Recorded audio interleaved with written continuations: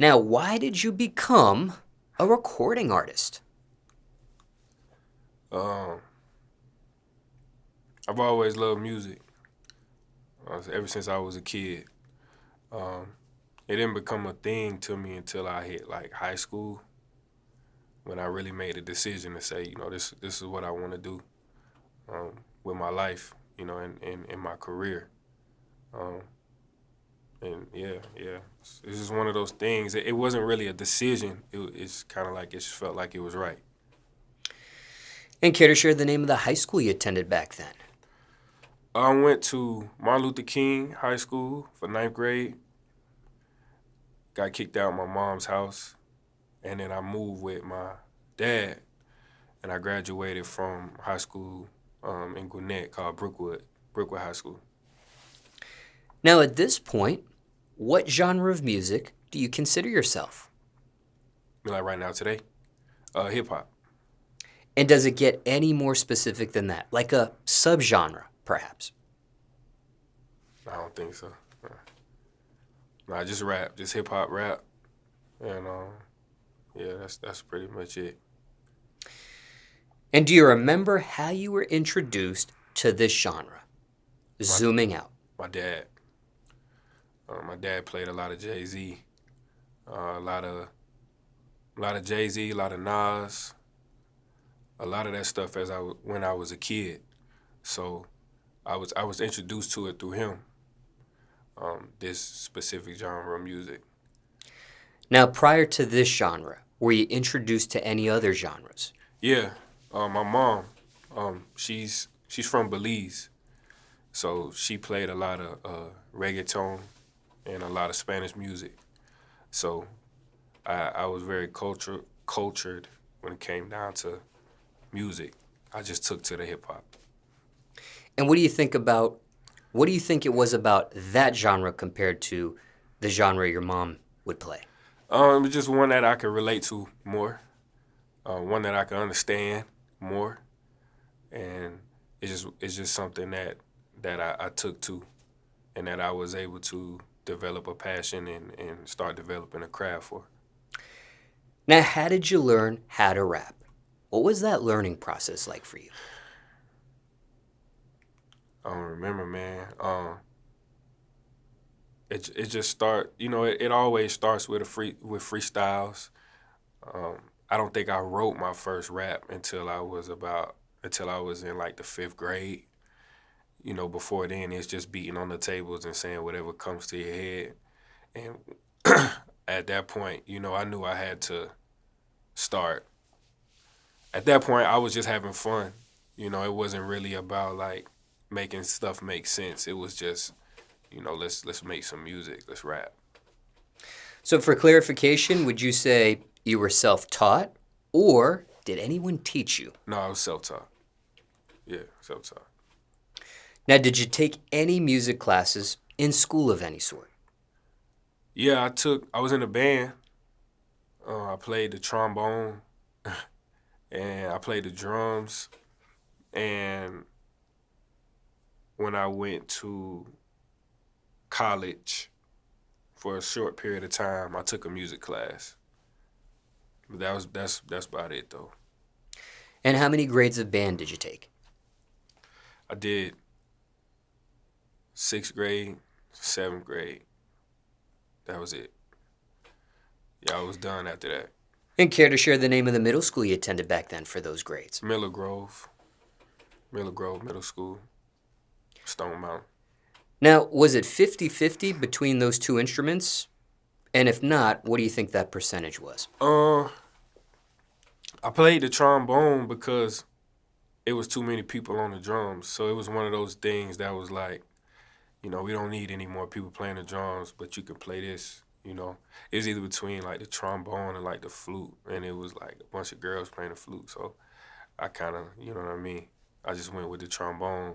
But I was able to get in on the drums like 1 year, but I just kind of realized like, I didn't really want to do that.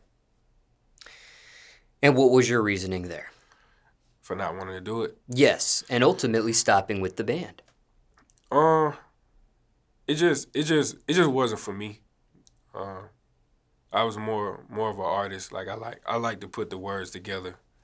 I respect the producers as well, but I took to putting the words together.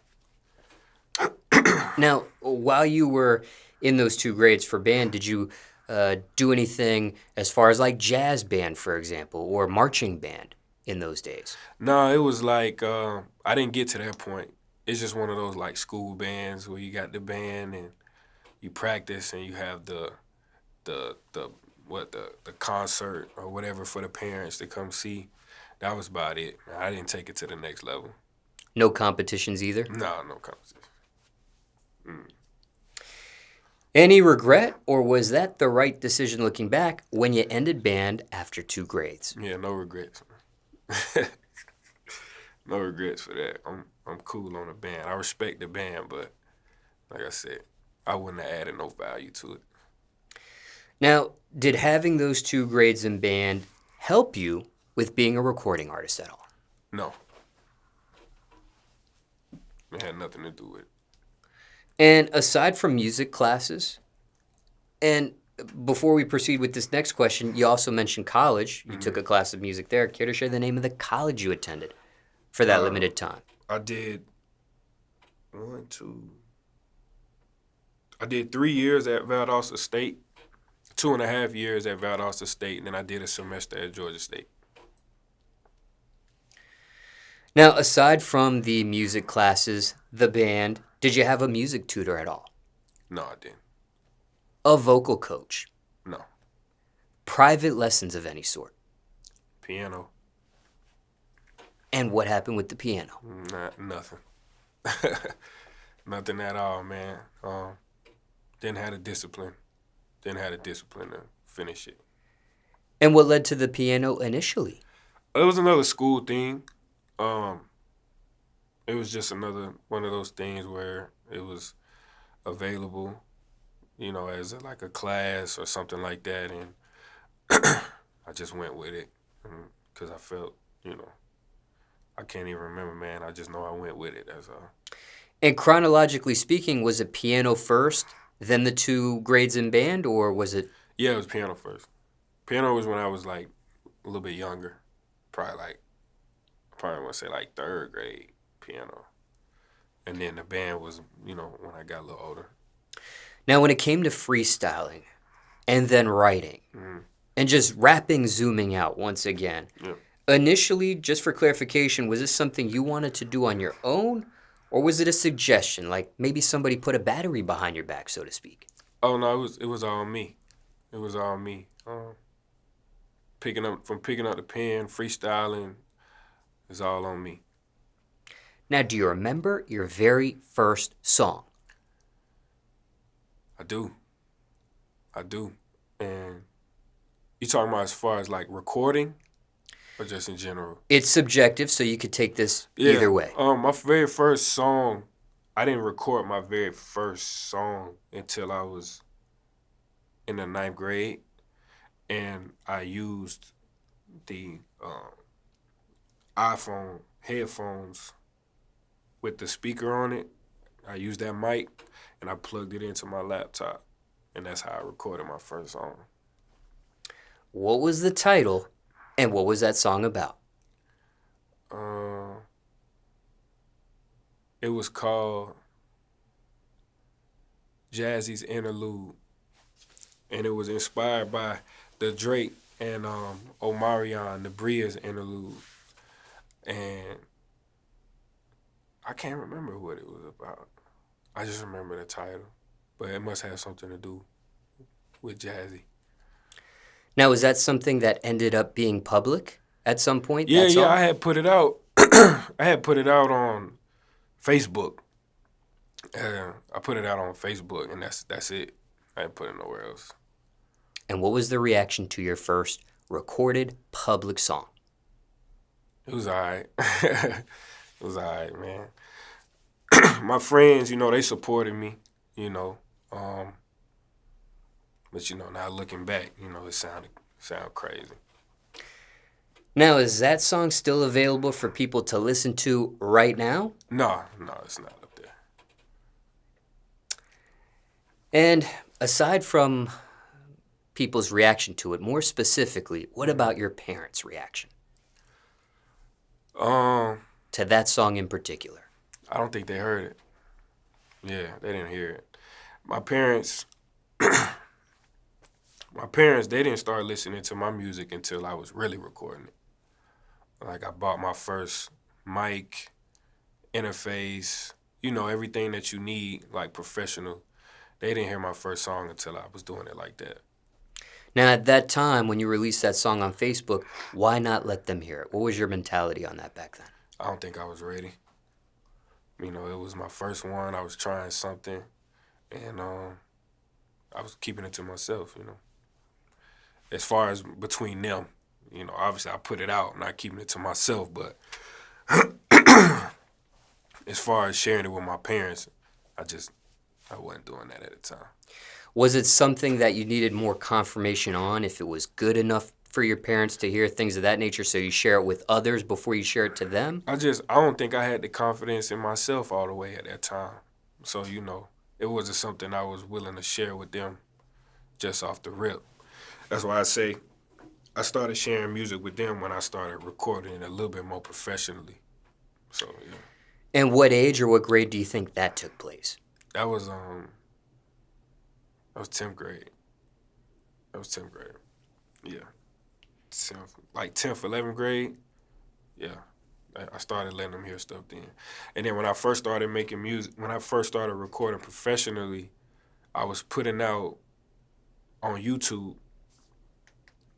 covers every day, Sunday to Sunday. I was putting them out.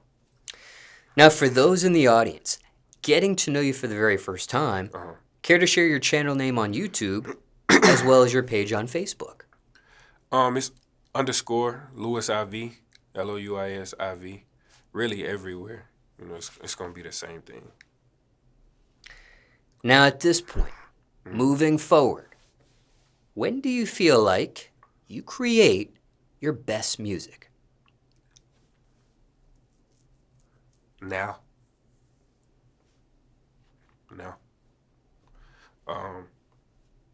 I went through a lot of I've been perfecting the craft for a minute. So I went through a phase where I didn't know how to write hooks. So I avoided hooks, and I would just pick beats and rap the whole beat. And after that, I went through a phase of where I was singing, using auto-tune and, things like that. But right now, I'm making my best music. And can you explain the rebrand more specifically? So, back in 2009, or 2008,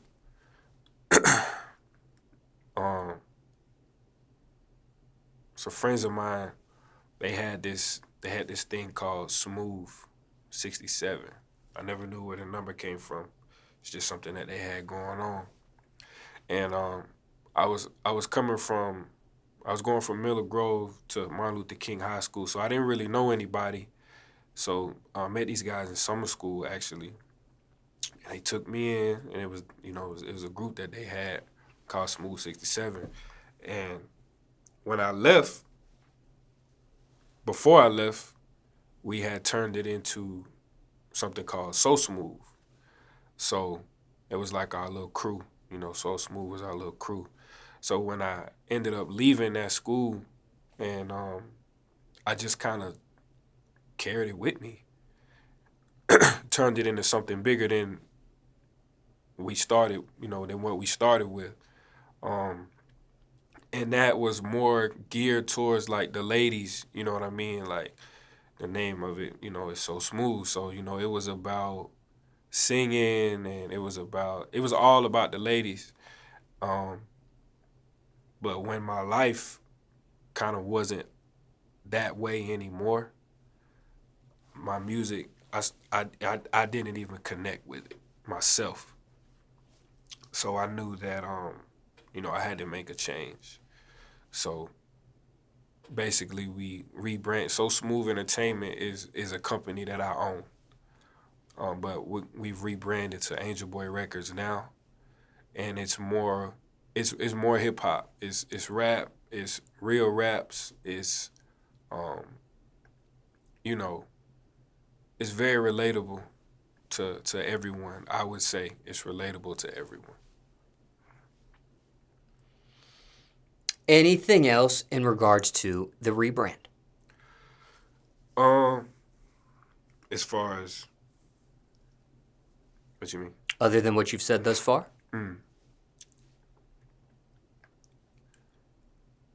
I feel like the rebrand has really helped me figure out, finally, just figure out who I am as an artist as well. I'm not trying to be somebody that I'm not.